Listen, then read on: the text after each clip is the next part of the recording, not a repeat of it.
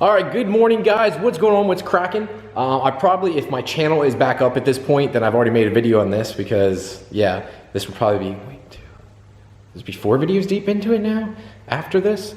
But yeah, so you guys would know already that my channel got hacked. I probably made a specific video for that if that happened. Yeah, so Dave, I'm not sure what day it is, but 4th video now going into it. And I'm gonna continue making content. So that's what I'm doing.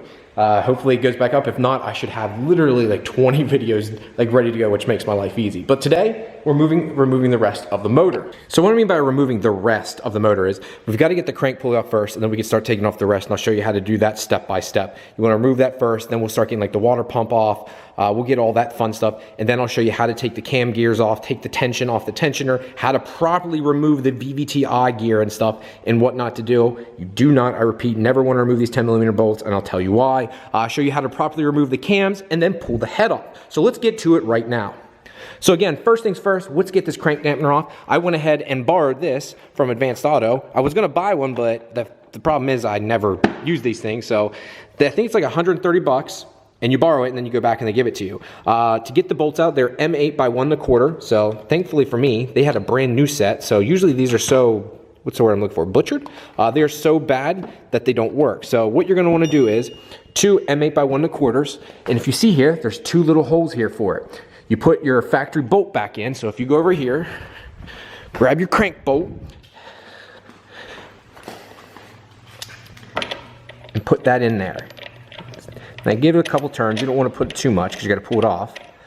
Right there should be good for now. So yeah, that should be plenty. All right, so you do that and then put the bolt stuff in and I'll show you. Okay guys, so what you want to do is take the 2 M8 by 1 1/4 bolts and put it through like that. Now this isn't perfectly straight, doesn't matter, but you're going to then thread this rod through, put the bolt back in, and then use the pressure of this to pull it off. And you'll see it pull off here. I should be able to do it by hand here. All right. I'm not using power tools in this because I don't want to strip anything, and it's pulling off relatively easy, guys. You see that there. I mean, it's barely taking any effort at all. Should pull right off the snout here. So do that. Let's see if I can. Oh, hell if I lock the wheels. Well, they are locked. It's still moving. It's close, but no cigar, boys. So keep going here. So what we gotta do next here, guys, we gotta take this tensioner off. So what I gotta do here is get up on here. See if it'll take it off. I don't know if it's got enough oomph. Oh, this Milwaukee doesn't have enough. I have to get my other quarter cable one, which has more oomph. Try this. Yep.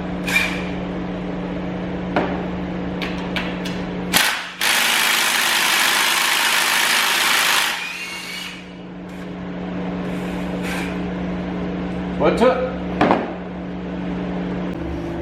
All right guys, so what we're gonna do here next is we're gonna pull off this, and this, you know, if see here, it's kind of like rounded off. That's the side you gotta remember that goes towards the belt. That's to make sure it obviously doesn't catch on this. Then, since you don't have tension anymore in this, take your belt, pull it off, and if you're like me, I can tell this is pretty much a new belt, but this is going in the trash. Don't reuse that. If you're gonna take it off, 25 bucks. If you're doing this much work, just replace the belt every time. It's not worth it for that to fail, especially for the amount of work you're gonna do. What we're gonna do next here then after that is we can either take the water pump off, we can take this off. There's so much we can do. I think I'm gonna work on the water pump here next, and then I am going to work on the cam gears and then take the cams out. All right guys, so went ahead and removed the crank pulley here. That's all off now. I removed the, I wanted to call it the dampener, but the dampener pulley for it and stuff is all off. And the actual, I want to call it a piston, I know that's wrong, so please correct me. But next what we're gonna do here is, we're actually gonna remove the bolt here for the center of this, the VVT-I gear. Once you remove this, you actually remove, underneath this will be the actual bolt that will remove the cam gear. This is just like a cover pretty much.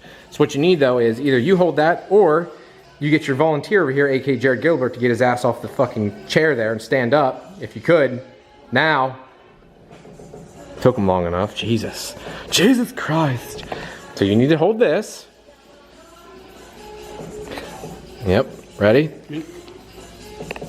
Yeah. 1, 2. Yeah. All right, what we're gonna do here next is get an impact. All right, round 2 with an impact. Yeah. Push it towards me.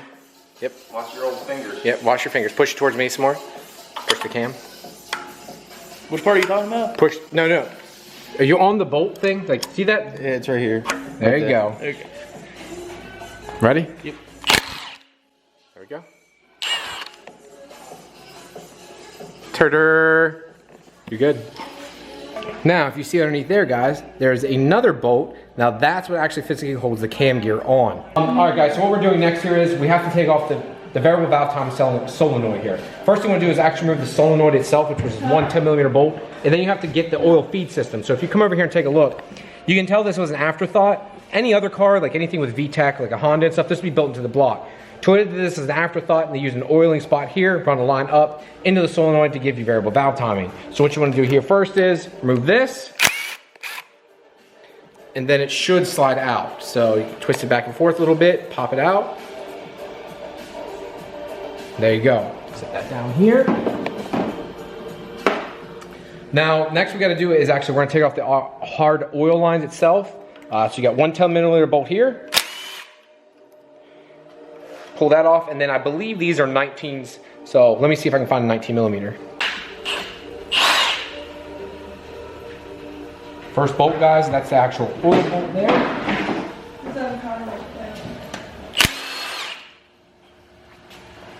And the second one. So now what we have to do next is removing the cams. Now there's a sequence of doing this with the genuine Michelob Ultra here. You want to make sure you don't just remove one cap at a time, right? So most people's first inclination is, well, just move this one, then this one, then this one. You've got this long cam here. And right now, if you take a look here, you'll see some of the lobes are actually touching, like right here. They're actually touching the cam. There's pressure on that. So that's your strongest point. There's pressure being put in the cam. If you start up front here and move this way, that'll snap the cam, and that has happened before. So do it little bit by little bit, and it is tedious, I understand that, but do it that way. All right, guys, so what we're gonna do here next is remove the cams. I'm gonna take my time here and try to remove them as fast as I can, but at the same time, you gotta crack each one loose, and then I'm gonna use an impact to slowly move them out, but that's just how this works. It's a little bit tedious, but you'll see.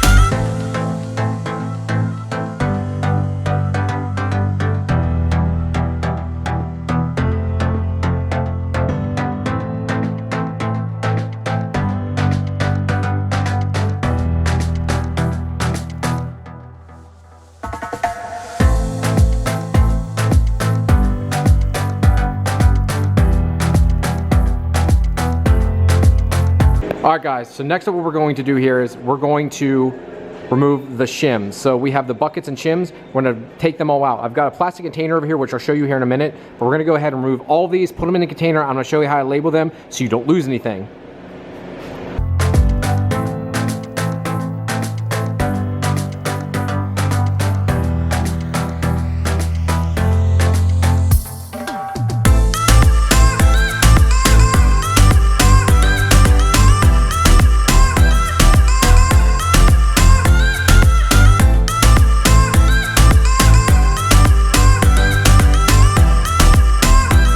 All right, guys, next up, we're gonna be removing the head bolts for the motor. So we're gonna try to get the head off next. What you wanna use is a triple square set. I don't know, repeat, what you wanna use is triple square.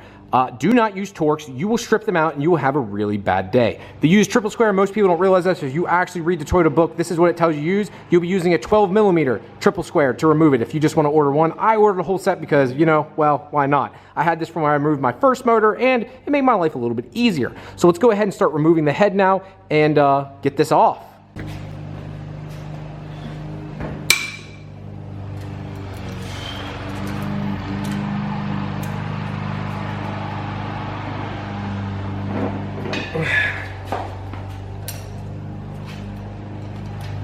Shouldn't have to touch or do anything, but holy shit.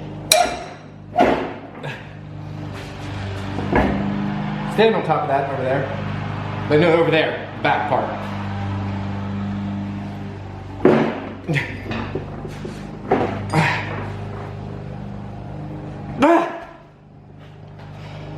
All right, well, that's a little tighter than I fucking ever thought she was gonna be, so 1/2 inch impact time, YOLO. Now, just an FYI, guys, I do not recommend this, but I'm gonna do it anyways, because why not?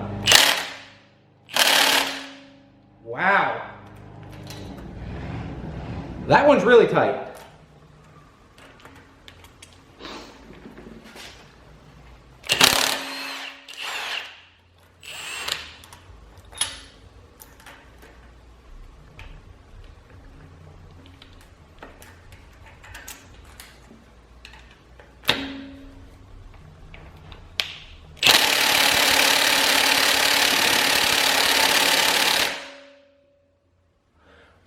Someone from Toyota was fucking drunk that day.